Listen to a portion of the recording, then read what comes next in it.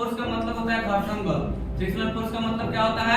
घर्षण बल। घर्षण बल किसको कहते हैं समझना है? फ्रिक्शनल बल कहते किसको हैं?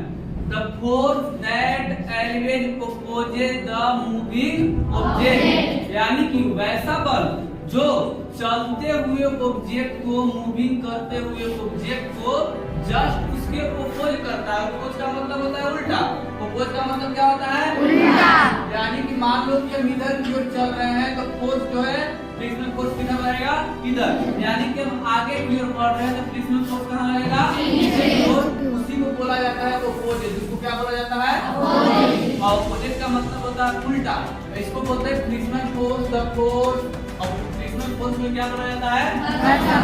The force that elevates opposes the moving object, यानी कि वैसा बल जो घूमते हुए या चलते हुए वस्तु को ऑलवेज ओपोज करता है, पीछे की ओर ले जाता है। इसको हम लोग क्या बोलते हैं?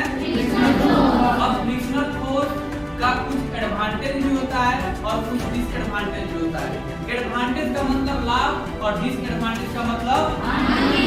यानी कि हम यह देखते हैं कि फ्रिक्शनल फोर्स में कुछ लाभ भी है और कुछ क्या है? हानि भी है। लाभ क्या है सबसे पहले उसके बारे में, यानी कि एडवांटेज इसका क्या है? सबसे पहले हम एडवांटेज को देखेंगे और इसके बाद क्या देखेंगे? डिसएडवांटेज। एडवांटेज पहला है कि इट हेल्प वॉक इजीली, यानी कि यदि फ्रिक्शनल फोर्स नहीं रहता तो हम आसानी पूर्वक से चल नहीं सकते। आज हम जो इजीली तरह से दौड़ लेते हैं, खेल लेते हैं, भाग लेते हैं इधर उधर, उसका कारण सिर्फ क्या है? Frictional force. यानी कि एडवांटेज है, एडवांटेज है, लाभ है। यदि फ्रिक्शनल फोर्स नहीं रहता तो हम चल सकते थे? नहीं चल सकते थे। दूसरा क्या है? It help right on paper. जो हम जो ब्लैक बोर्ड पर लिखे हैं और जो लिख रहे हैं, तुम लोग जो कॉपी पर पेन से लिख रहा है, वो किसके कारण हो पा रहा है? यदि फ्रिक्शनल फोर्स नहीं होता तो वहां पर हम कॉपी पर कुछ लिख नहीं सकते।